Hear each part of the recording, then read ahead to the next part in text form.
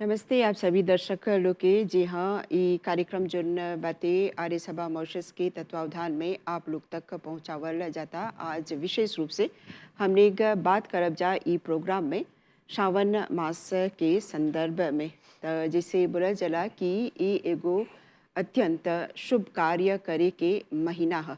त ई पर ज़्यादा से ज़्यादा जानकारी प्राप्त करे खातिर हमने के संगे स्टूडियो में जुड़ल हवन जा आर्य सभा मॉरिशस के तरफ से पंडित शिवशंकर रामखलावन जी, आपका बहुत बहुत स्वागत करते हैं। धन्यवाद, आपको भी नमस्ते, सब दर्शकों को नमस्ते। हाँ, और साथ में हैं पंडित श्याम दैबू जी, आप जैसे वेद प्रचार समिति के मंत्री हवा, आपके भी बहुत बहुत स्वागत करते हैं जाए प्रोग्राम में। धन्यवाद बहन जी, दर्शकों को नमस्कार। हाँ, तो सबसे पहले हमने एक पंडित रामकलावन जी से ये सवाल करब जा, जब हमने एक श्रावण मास के बारे में बात किया जा तो ये एगो अत्यंत महत्वपूर्ण महीना है। हाँ, थोड़ा सा विस्तार से अगर बोलबा ये कैसे इतना महत्वपूर्ण पड़ जाला। हमनी की विशेषता वैदिक धर्म या हिंदू जाति के है कि जो दिन है वो ऐसे ही नहीं रखल बा, और जो महीना है वो ऐसे ही नहीं रखल गल बा। जो दिन है वो ग्रहों के आधार पर रखल गल बा। एक उदाहरण देब, रविवार सूर्य, सोमवार न चांद के आधार पर, मंगल ग्रह के, बुध ग्रह पर बुधवार, बृहस्पति गुरुवार। तो दिन जो है वो निकल बा। हमने के ऋषि मुनि इतना दूर तक समझत अलन जा कि वो दिन 7 दिन के नाम 7 ग्रह के नाम पर रख दिलन, और महीना के नाम न नक्षत्र के आधार पर रखलन। जब 27 नक्षत्र है, उकर में से एगो नक्षत्र श्रवण नक्षत्र, जब श्रवण नक्षत्र आवेला तो मास के नाम श्रावण पड़ जाला। जैसे चैत्र नक्षत्र आवेला चित्रा न, वैसे ही चैत्र मास आवेला। तो जितना महीना हमने के बा वो नक्षत्र के आधार पर बा, और जन हमने के दिन बा वो ग्रहों के आधार पर बा। तो जन है श्रावण मास है, उस श्रवण नक्षत्र से आल बा, और श्रवण नक्षत्र के अर्थ होला श्रवण करना। श्रवण का अर्थ है सुनना, और श्रवण का अर्थ श्रुति है, और श्रुति का अर्थ वेद है। ई कारण ई श्रावण मास के एगो विशेष महत्व देवल गल बा कि अब व्यक्ति ई मास में श्रवण करी। यदि आज दिखबा, जब लड़का लोग पढ़े जालन जा प्री प्राइमरी में और दूसरे देश में भी है, तो वो लोग की बोलेलन जा ध्यान से सुना। जे ध्यान से सुनेला वही अपने जीवन में आगे बढ़ेला। ई कारण है कि श्रावण मास के श्रवण करे के विशेष महत्व है कि जितना कोई है सबके बोलल गल बा कि श्रावण मास में ध्यान से श्रवण कर। अब श्रवण का करबा, तो बोला वेद मंत्र के श्रवण कर, है ना। वेद मंत्र में अपने आप में ओकर में एगो कंपन है, जन बोले जा वाइब्रेशन। जब तू ध्यान से उसके श्रवण करबा तो वो कंपन और वाइब्रेशन तो और आत्मा तक छू लेवेला। तो ये श्रावण मास में बोलल गल बा कि ई खती बोला कि श्रावण मास पवित्र मास है, वेद मास है। और पंडित दैबू जी, जैसे हमने एक अभी पंडित जी से सुनी जा कि श्रवण करे के ये एगो महीना है, तो वेद में जो महत्वपूर्ण कैसे बोया जा बात बाती वो पर विशेष रूप से ध्यान देवे के महीना है, या फिर कौन तरह के गतिविधि पर विशेष रूप से ध्यान देवे की ज़रूरत है। बहन जी, प्रश्न बहुत सुंदर, बहुत बढ़िया है। हर साल पर्व आता है, अनेक पर्वों को हम मनाते हैं, लेकिन श्रावण मास जब आता है तो श्रवण करने के लिए हमें मजबूर करता है और संकेत करता है, झिकझोर कर हमें उठा देता है कि समय आ गया प्रभु के नाम ले खातिर, तोहरा चाहेला प्रभु के नाम के लेके। भारत के जब देखा थे सर, जहाँ से हमने के पर्व परंपरा के रूप में आल बटे, धरोहर के रूप में जो हमने की संस्कृति के रोज सींचा था, वो में कहा गल बा कि मातृदेवो भव, पितृदेवो भव, आचार्य देवो भव। गुरु पूर्णिमा के बाद श्रावणी मास हम मनाई लसा। तो एक पीछे एगो छोटा सुन कहानी बटे कि भारतवर्ष में 6 गो ऋतु बा। वो 6 गो ऋतु में वर्षा ऋतु अभी बा। इतना वर्षा होला कि गांव के गांव डूब जाला, गांव के गांव में। और हमारे जो ऋषि मुनि हो रहल बा भारतवर्ष में, कंदराओं में, जंगलों में अपने गुरुकुल बना के बच्चों को गुरुकुल में शिक्षा दीक्षा देते हैं। तो जब श्रावण मास आ रहा है तो गुरु सोचता है, गुरु तो रोज यज्ञ करने वाला, यज्ञ प्रेमी है, यज्ञ के बिना कुछ होता नहीं है, यज्ञ से कार्य के आरंभ होला। तो वो सोचता कि यज्ञ कैसे होई, अग्निहोत्री बटे। और हमनी के गुरु लोग यज्ञ यदि नहीं होई तो लोग भोजन नहीं बनाए। उन लोग के काम है यज्ञ का करना, कराना, वेद पढ़ना, पढ़ाना, दान देना और दान लेना। तो अपन सब लड़का लोग के गुरुकुल में बुला के बोला था कि जोन तो लोग पढ़ ले वह समर संगे अपन अपन गांव में जाए के समय हो गल। एगो कोंजे मिला था, वो कोंजे 4 मास के है, चौमासा।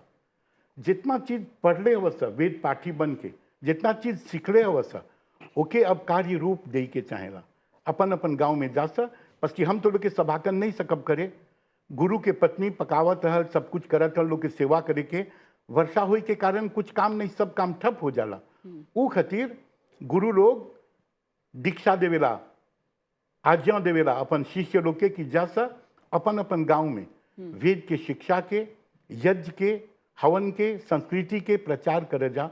जोन जोन चीज सीख रहे वसा ओके विस्तार पूर्वक घर घर में जाके यज्ञ करते हुए ओके फैलाव जा।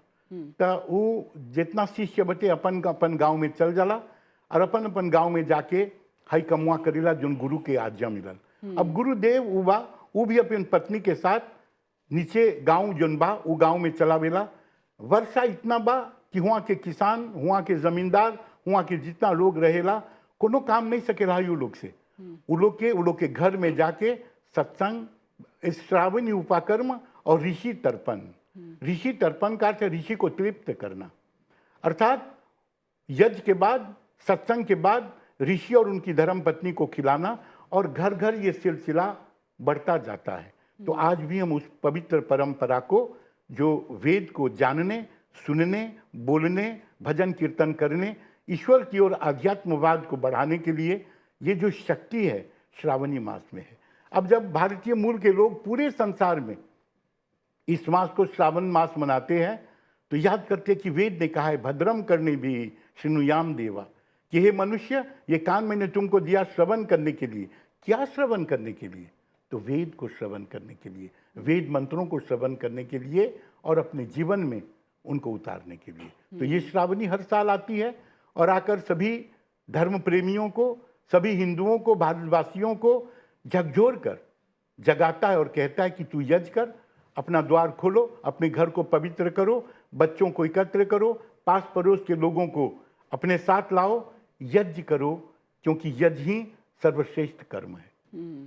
और ये श्रावणी मास में करते हैं। तो पंडित जी आप हमें बताएं कि जब हमने ये महीना के बारे में बात करते हैं जब देखिए जा हिंदू कैलेंडर के अनुसार ये 5वां महीना पड़ जाला, आषाढ़ महीना के बाद। हाँ, तो जैसे भारतवर्ष में ये बातें कि गुरुजन जोन हवन जा वो लोग जैसे यज्ञ करावे न जा अपन शिष्यगण द्वारा, तो मॉरिशस में कौन कौन तरह के कार्यक्रम आयोजित करेला, वो परंपरा के बराबर ही करल जाला या अलग बातें? धन्यवाद बहन जी। जोन भारत में होला हवी परंपरा मॉरिशस में भी होवेलन न। श्रावण मास में जितना पुरोहित गण बा, आचार्य गण बा न, सभी के सभी लोग की एक ही उद्देश्य यह वेद प्रचार न। वेद में का बा वो बताए के, जिसे शुरुआत में बोली ये श्रावण मास श्रवण करे के मास है। तो वेद मंत्र बा बृहस्पति प्रथमम वाचम, तक कौन चीज श्रवण करके कि परमपिता बृहस्पति परम वाचम, कि पहला परमपिता परमात्मा जब संसार में मनुष्य की भेजलन तब अपना ज्ञान सुनैलन। वाचम, वाचन मतलब कि सुनैलन, तब सुन के जनता उस समय के ओकरा श्रवण कलन, आज वेद ज्ञान बढ़ले जाता। तो वही परंपरा मॉरिशस में भी वेद परंपरा चलावत हैं जा। और किसी बोली ना कि यदि भगवान हमने की अपना ज्ञान नहीं देता, वेद ज्ञान नहीं देता, तो आज हमने गुंगा रहती जा। एगो लड़का कि यदि तू ओकरा कुछ सुनैब नहीं, वो कुछ नहीं सुनी, तो ओकरा छोड़ देबा 20 वर्ष तक, तो वो बोले लायक नहीं रही, कुछ नहीं बोली। यदि वो लड़का कुछ बोले लायक रहेला तो सुन के तो यही शिक्षा दी जा। ये जौन छोटा लड़का बा, जौन लिखल जालन जा न, जौन विद्यालय जालन जा, जौन यूनिवर्सिटी जालन जा, कि अब जितना ध्यान लगा करके अपन अध्यापक के, प्रोफेसर के सुनबा, तितना तोहर ज्ञान बढ़ी। और जितना ध्यान लगा कर वेद मंत्र के सुनबा, तितना तोहर आध्यात्मिक शक्ति बढ़ी। तो वेद ई खातिर है ताकि हमने ओकरा सुनब जा और अपने जीवन में उतारब जा। और पंडित जी, जैसे हमने जानिया जा कि मॉरिशस में आर्य सभा द्वारा स्थापित करल गल बाते गुरुकुल शिक्षा के भी। हाँ, तो ई श्रावण मास में कुछ विशेष आयोजन होवेला? हमने के जन गुरुकुल बा मॉरिशस में उहू बहू नहीं बटे जैसे भारत में बटे।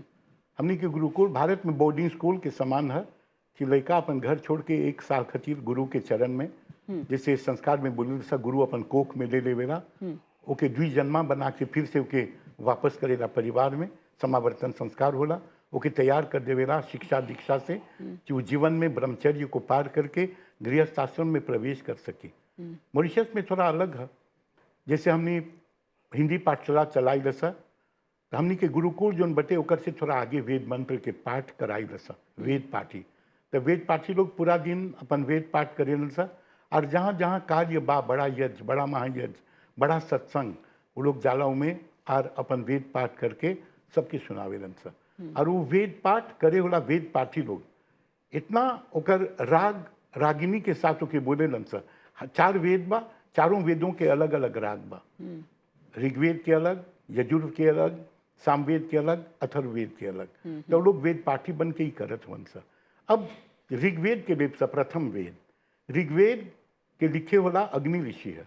4 ऋषि होल, अग्नि ऋषि, वायु ऋषि, आदित्य ऋषि, अंगिरा ऋषि।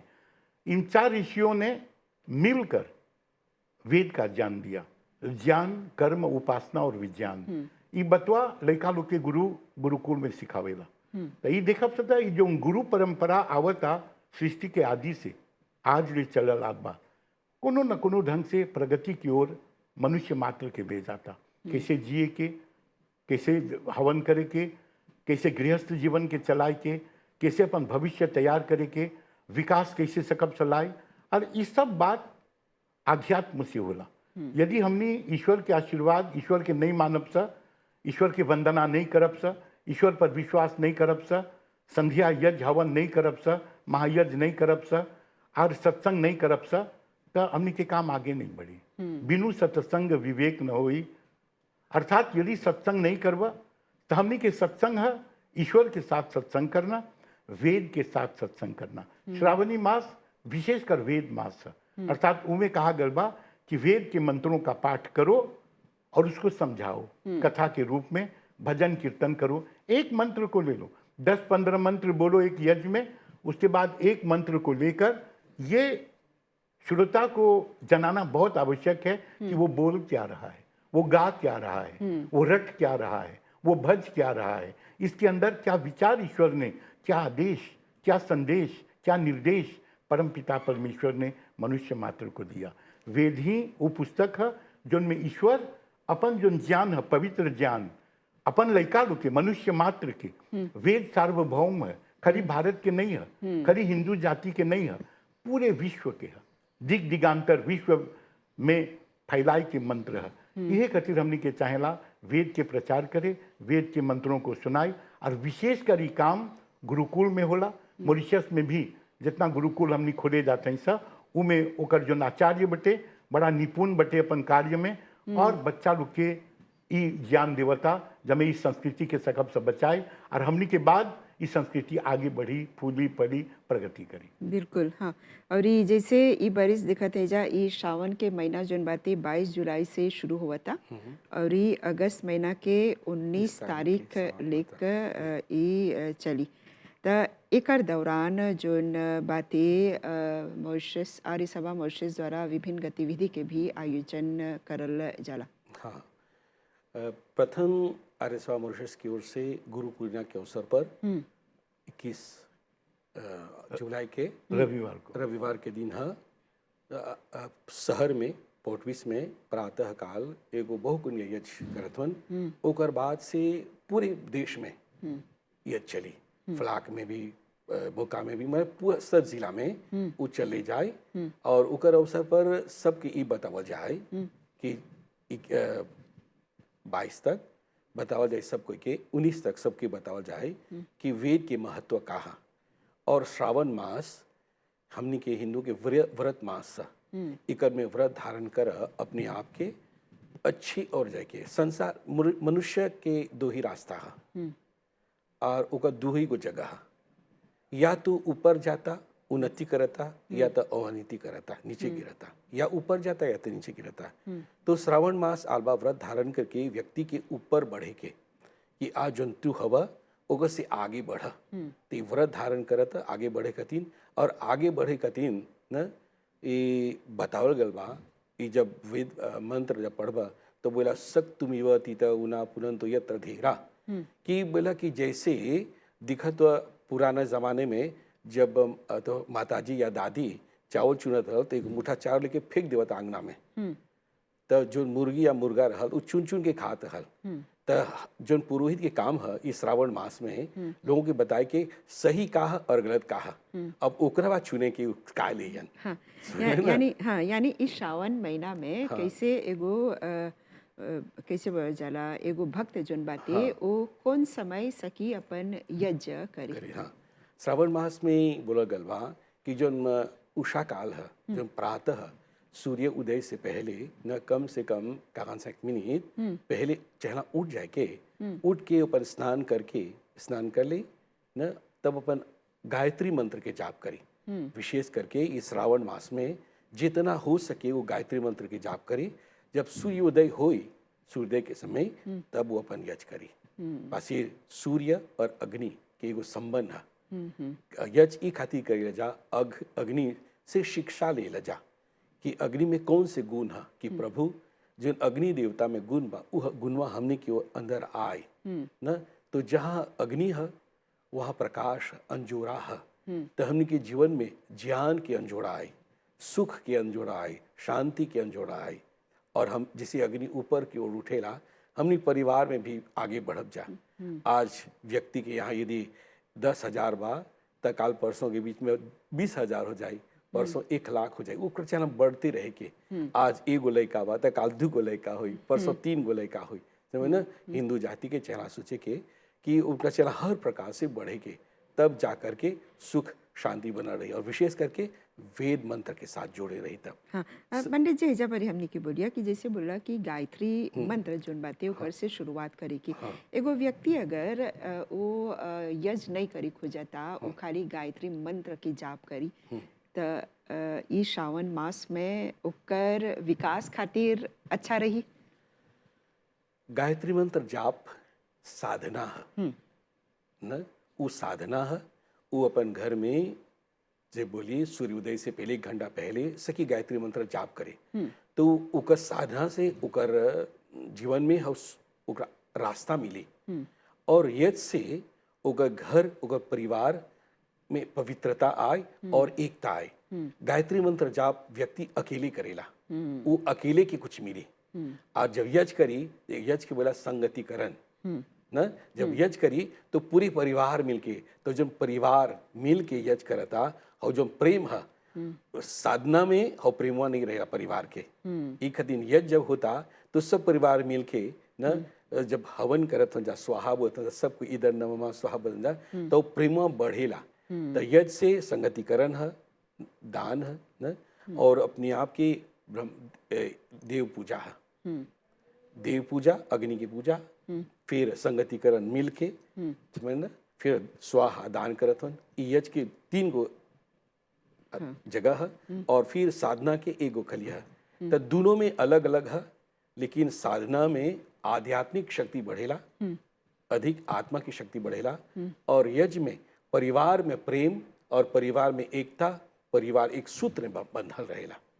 यस यानी जैसे हमने समझी रजा कि वेद हमने के परमात्मा से लीन होवे के चाहेला, परमात्मा के समझे के, और ई महीना में जोन बातें श्रावण मास के ई महीना में विशेष विशेष कार्य होवेला। त ई महीना में ही उपाकर्म यानी जनेव बदले के भी एगो अवसर रहेला। हाँ बहन जी, हमने के जो प्रथम मंत्र बा जनेऊ पर भी बातें करेंगे। प्रथम मंत्र ऋग्वेद में बा जो ईश्वर तमाम संसार के दिलक बा, ओम अग्नि मिबे पुरोहितम। ओम अर्थात परम पिता परमेश्वर, वो हमने के अग्नि दिलक बा यज्ञ करे के। काहे अग्नि दिलक बा? हमने के हित खातिर, पुरोहित, पूरा हित, गांव के हित, संसार का हित। और ईश्वर पुरोहित बनकर प्रथम यज्ञ करता, उस संसार के चलावता, प्रकाश देवता, गर्मी देवता, वायु देवता, सब चीज देवता। तब अग्नि मिबे पुरोहितम यज्ञस्य देव अमृत बीजम, यज्ञ करो, अग्नि दे रहा हूं तुम यज्ञ करो। ये प्रभु का आदेश है। अपने जीवन को अमृतमय बनाओ, ये देवताओं से तुम रत्न प्राप्त करो, आशीर्वाद प्राप्त करो। कई मंत्र में, ये एगो मंत्र में पूरा संदेश ईश्वर अपन लेकारो के दे दिलक बा कि तू संसार में जा तो यज्ञ करके। यज्ञ केवल ये देव यज्ञ नहीं है जो हम ओम स्वाहा करते हैं, जीवन एक यज्ञ है, पढ़ाई एक यज्ञ है, परिवार को चलाना एक यज्ञ है। ये सारा यज्ञ जो है यज्ञ शब्द से निकला है, अर्थात ईश्वर ने आदेश दिया। अब यज्ञोपवीत, यज्ञोपवीत में दो शब्द है, यज्ञ और पवित्र। यज्ञ इतना पवित्र बा, हमनी के चाला अपन हाथ के पवित्र बनाए के ओकर संगे जाए के। दूसरा मंत्र स्वामी दयानंद के सबसे बड़ा मंत्र है, ओम विश्वानि देव सवितर दूरी तानी परासुव यद भद्रन तन्न आसुव। ओम विश्वानि देव सवितर, सूर्यदेव, हे विश्व के बनाने वाले परमपिता परमेश्वर, सवितर दूरी तानी परासुव, सवितर को दो शक्ति जिससे हमारी दूरी को, हमारी खराबी को, हमारी जो खराबियां हमारे जीवन में है, जो कमियां हैं, उसको दूर करने के लिए, हमारे पात्र को साफ करने के लिए। यदि पात्र साफ नहीं है, दूध डालो, अमृत डालो, कुछ भी डालो, वो फट जाएगा क्योंकि पात्र मैला है। तो विश्वानि देव सवितर दूरी तानी परासुव, तब जब ये पात्र साफ हो गया, यद भद्रन तन्न आसुव, तब जो भद्रता है, जो अच्छाई है, उसको भरो, वो अमृत को हमारे पात्र में डालो जिससे हमारे जीवन अमृतमय बन सके। तो हमने के मंत्र में वो शक्ति बा, वो विचार बटे जो परम पिता परमेश्वर ने के दे देलक बटे। और ऊ में बा, जब गुरुकुल जाए के हा, लड़कारों के गुरुकुल में जाए के हा, तो के चाहेला द्विजन्मा बने के, दू हला जन्म लेके। हमनी के जन्म दू हला होला, एक हला हमनी के माँ के कोख से जननी, दूसरा हला अब माँ बाप हमनी के लेके गुरु के चरण में अर्पित कर लेवा था शिक्षा प्राप्त करने के लिए। और गुरु अपन कोख में हमनी के ले लेवा था, हमनी के दूसरा जन्म दे खातिर। तहाँ हमनी के जनेऊ होला, जनेऊ हो जाने के बाद वही यज्ञोपवीत हो जाने के बाद पवित्रता के साथ गायत्री मंत्र का जाप करते हुए, यही खातिर के गुरु मंत्र बोलल जाला। अभी पंडित जी ने संकेत किया, वेदों के सबसे बड़ा मंत्र गुरु मंत्र है, इसीलिए उसको गुरु कहा। सबसे परम पिता परमेश्वर का दिया हुआ मंत्र। गुरु मंत्र में चारों वेदों का पाठ एक ही हला चलावेला। एगो आदमी गुरु मंत्र करी, आपने कहा भी क्या करना चाहिए, यदि गायत्री मंत्र का जाप हम प्रतिदिन करेंगे अच्छा है या नहीं? अच्छा है अपने लिए, व्यक्ति के लिए। लेकिन यदि यही मंत्र हम सभी लोगों से कराएं यज्ञ में, तो सामूहिक हो जाता है, सबको अच्छा लगता है, सबको आशीर्वाद मिलता है। अब ये जो जनेऊ आपने कहा, जो आपने यज्ञोपवीत कहा, इसमें भी 3 धागे हैं। ये गायत्री मंत्र का प्रतीक है। गायत्री मंत्र में ओम भूर्भुवः स्वः तत्सवितुर्वरेण्यम भर्गो देवस्य धीमहि तब धियो यो नः प्रचोदयात्। उसमें तीन रस्सियां हैं जो बनता है, उन तीनों में 3 और एक है, यानी कि 9 हो जाता है। और हमारे यहाँ आर्यों की जो संस्कृति है, सभ्यता है, 9 हमारा सबसे बड़ा अक्षर है। 9 के बाद 10 आता है, 1 और 0, लेकिन सबसे बड़ी संख्या हमारे यहाँ 9 का है। तो वो 9 रत्न प्राप्त करने के लिए गायत्री मंत्र का जाप बहुत आवश्यक है, लेकिन ध्यान, धारणा और समाधि के साथ। यदि हम लोग ध्यान नहीं करेंगे, यदि हम लोग मिलकर उसको उसके अंदर नहीं झांकेंगे, यदि जो कुछ पढ़ते हैं उसको नहीं करेंगे, उससे विरोध करेंगे, तो बना बनाया काम बिगड़ जाएगा। बच्चे जा रहा है बहुत बड़ी कॉलेज में, अध्यापक जो बता रहा है वो श्रवण नहीं करता है, वो अपने जीवन में उसको धारण नहीं करता है, तो फेल ही फेल है जीवन में। इसलिए हमें फेल नहीं होना है, हमें सफलता को प्राप्त करनी है। और ये श्रावण मास, ये श्रावण पर्व हर साल आता है हम लोगों को झकझोर कर जगाने के लिए कि तुम निद्रा में तंद्रा में मत सो, तुम्हें जगाने आ रहा है कौन? तो हमारा यज्ञ, बिल्कुल, हमारे हाँ, मंत्र पाठ। हाँ। तो समय की कमी बातें और जैसे आर्य सभा मॉरिशस द्वारा 28 जुलाई के विशेष प्रोग्राम के आयोजन करने बातें, तो पंडित जी संक्षिप्त में अगर सकबा बोले, काहे कि हमने के संगे समय नहीं बातें। हाँ, यही बोलब कि घर घर यज्ञ होई और वेद मंत्र पाठ होई, एकर से परिवार में सुख शांति और आनंद की वर्षा हुई। एकता चाहबा, प्रेम चाहबा, सुख चाहबा, शांति चाहबा, यह आवश्यक है कि घर घर में प्रेम होई। और ई कारण आर्य सभा मॉरिशस की ओर से श्रावण मास के वेद मास घोषित कर दिवल बा। और इसे पंडित जी बोलन, यह जो पवित्र के अर्थ होला 3 गो धागा बा। एगो माँ के प्रति कर्जा, माँ कैसे जन्म दे करके हमने के ढोवेला, बाप कितना परिश्रम करके हमने के पोसेला, और गुरु किसे परिश्रम करके हमने के जान देला। तो इन 3 गो जन ऋण कर्जा है हमने के बा उतारे के, और ये हमेशा हमने के साथ रहेला। ई खतीन 3 गो कर्जा उतारे खतीन हमें के चाह अवश्य भगवान की ओर बढ़े के, और भगवान की ओर बढ़ब से तब हमने से कब से अपना भी और दूसर की भी सुख दे, शांति दे और आनंद दे। तो आप दोनों के बहुत बहुत धन्यवाद देवब जा। ये कार्यक्रम के अंत तक पहुंच गए हैं जा, और ये हमने यही उम्मीद करते हैं जा कि श्रावण के ये जो महीना बाते एकर में परमात्मा के वर्षा हुई सब पर। ठीक है, धन्यवाद। धन्यवाद। ओम शांति शांति शांति। तो ये प्रोग्राम के हमने हैजे परी विराम देवब जा। आप सभी दर्शक लोग के बहुत बहुत धन्यवाद। नमस्ते।